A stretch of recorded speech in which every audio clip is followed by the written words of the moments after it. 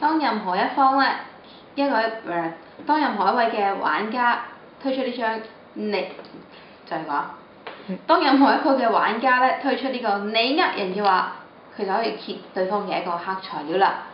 例如我哋今次狼振英就可以揭一張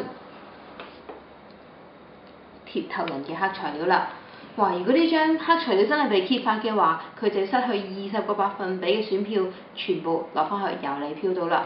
不過狼振英原來可以選擇咧，唔好即刻將佢揭露㗎，佢可以同佢討價還價，要挾鐵頭人㗎。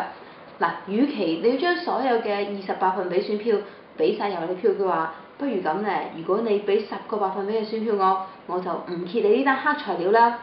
嗱，呢個時候鐵頭人就可以諗啦，究竟點樣好啲呢？究竟接受定唔接受呢？不過你睇下狼振英咧，佢已經得到神勝1票啦，以及係40%嘅選票。如果佢攞埋呢10個百分比嘅話咧，佢就會勝出呢個遊戲啦。所以鐵頭人就應該決定唔好將呢一個嘅被要挾啦，佢將呢啲嘅遊離選票，寧願俾翻去遊離票都唔好益咗狼振英啊！